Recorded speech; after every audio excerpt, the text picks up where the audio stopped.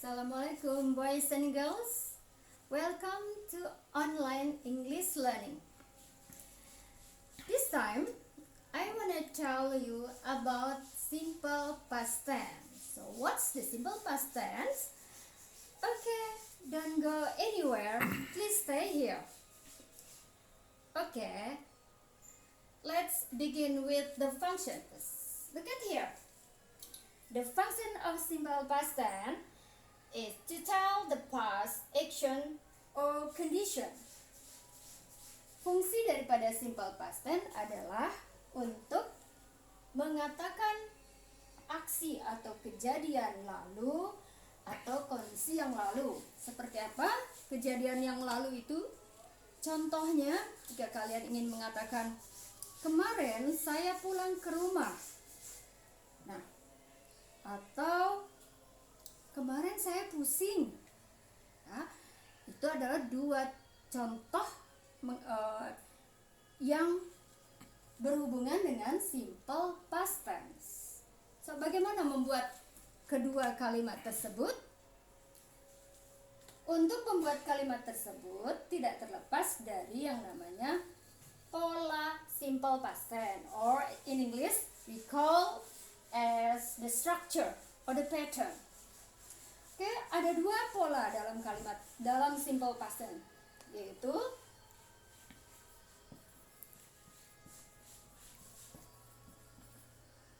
structure 1,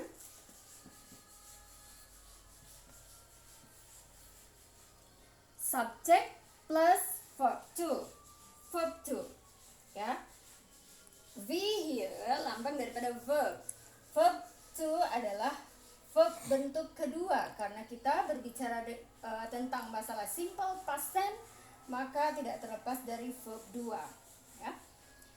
And the structure 2 is subject plus to be plus adjective or noun or adverb. Can you look at it? Okay.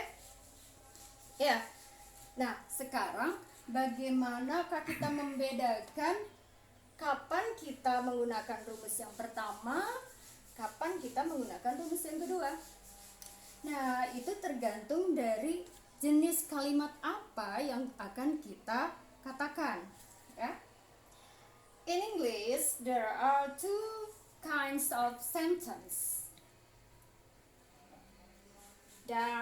Those are verbal sentence and I'm sorry.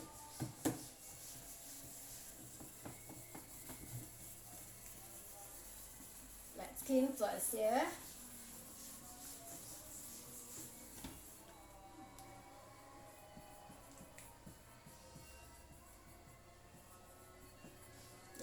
Verbal sentence. What's a verbal sentence? Verbal sentence adalah kalimat verbal. Kalimat verbal adalah kalimat yang mengandung kata kerja. Itu ada kata verb. Verb itu kata kerja, ya. Berarti ketika kita mau menggunakan kalimat verbal, kita harus menggunakan rumus yang pertama tadi, ya. Dan rumus yang kedua itu untuk kalimat non verbal sentence.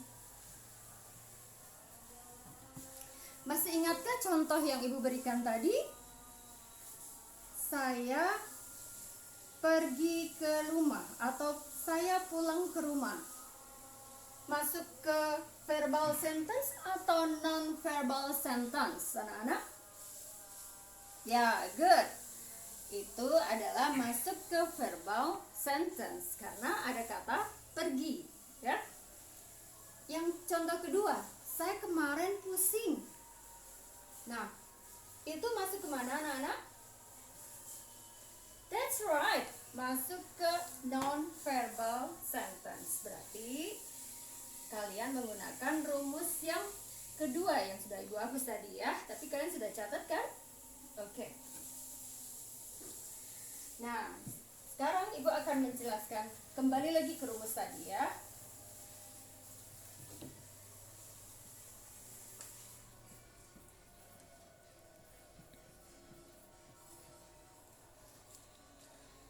adalah kalimat sederhana, hanya terdiri dari subjek dan verb 2. Boleh kalian tambahkan objek atau boleh kalian tambahkan adverb di sini, ya. Atau ini bisa disingkat menjadi complement atau pelengkap, ya. Tetapi minimal untuk menjadikan sebuah kalimat cukup dengan 2 unsur, yaitu subjek dan verb 2. Nah, sekarang Ibu mau menjelaskan tentang adverb, ya. Adverb of time. Dalam kalimat simple present biasanya dikenal dengan keterangan waktu atau ada keterangan waktu sebagai berikut, yaitu menggunakan kata last, bla bla bla. Contoh, last month, bulan lalu, last week, minggu yang lalu, last year, tahun yang lalu, last minute, menit yang lalu, and so on. And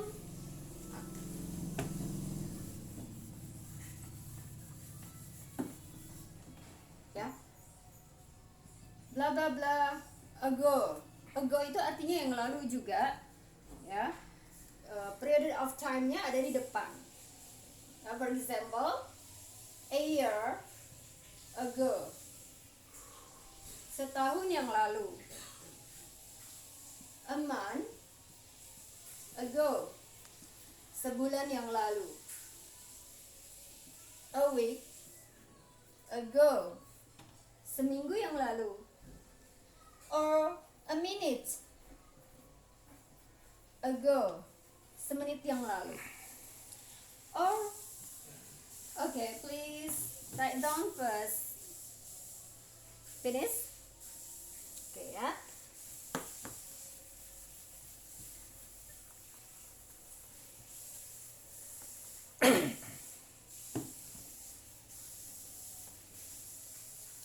Or we can say when I blah blah blah. Blah blah blah here plus verb 2 or this is subject plus verb 2 or subject plus to be plus adjective, noun or adverb. Yeah, this is clause. Ini adalah klausa. Klausa itu anak kalimat, ya, kalimat tapi berfungsi sebagai keterangan waktu.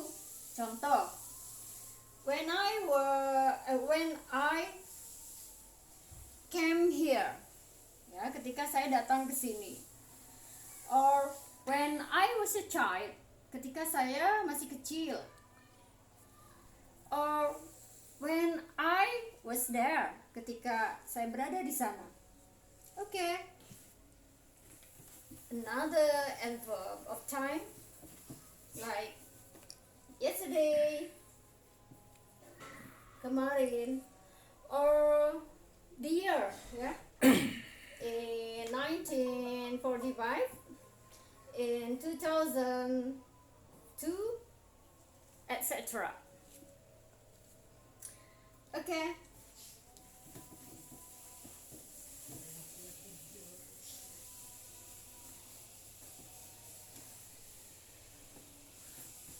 Now we come to the second pattern. Subject plus to be plus adjective or noun or adverb. Ketika kita menggunakan ini, ya, berbeda dengan yang pertama tadi. Untuk pola ini, saat kita tidak menggunakan kata kerja, tapi yang kita gunakan adalah adjektif. Apa itu adjektif, anak-anak? Ya, good. Adjektif adalah kata sifat. How about noun? Noun adalah kata benda. And adverb Adverb adalah kata keterangan. Adverb bisa terdiri dari dua di sini, adverb of time and adverb of place. Ya, kita akan kasih contoh example.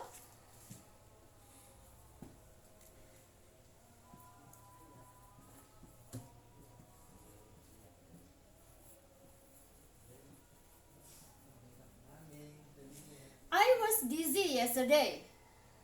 Saya pusing kemarin. Ya. Oke, di sini ada subject ya. Kemudian ada to be. Oh ya, to be dua ya. Ada to be, kemudian adjective dizzy.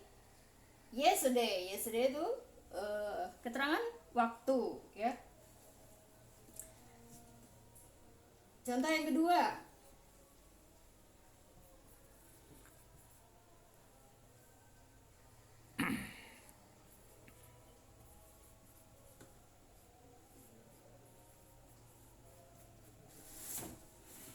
Sorry.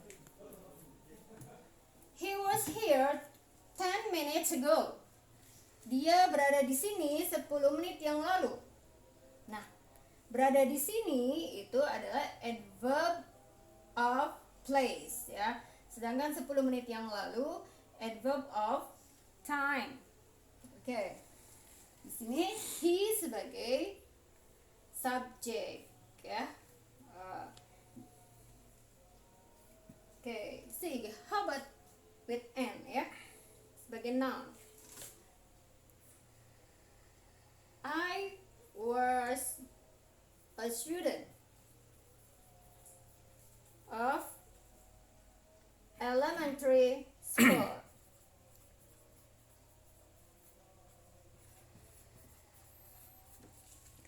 I was a student of elementary school. Saya adalah murid SD dulu ya. Saya murid SD. Sekarang kalian kan sudah SMP atau MTS, right? Ya. Another example.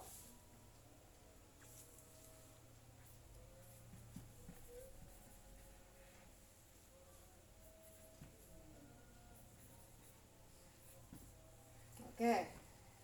It was in 1991. Itu di tahun 1991. Nah, di sini it sebagai subjek, kemudian ada to be, kemudian ada adverb of time ya, in 1991. Oke, sampai di sini. Are you understood? Sudah mengerti anak-anak? Oke, Ibu harap kalian sudah paham ya. Dan yang perlu kalian hafalkan adalah kalian mesti menghafalkan bentuk 1 dan 2 ya dari kata kerja, dan kalian lebih menguasai lagi kosakata seperti kosakata adjective, noun, and adverb, karena ini produk kalimat ini akan bisa dibentuk kalau kalian punya banyak modal dari kosakata tersebut ya. Oke. Nice to see you. Wassalamualaikum.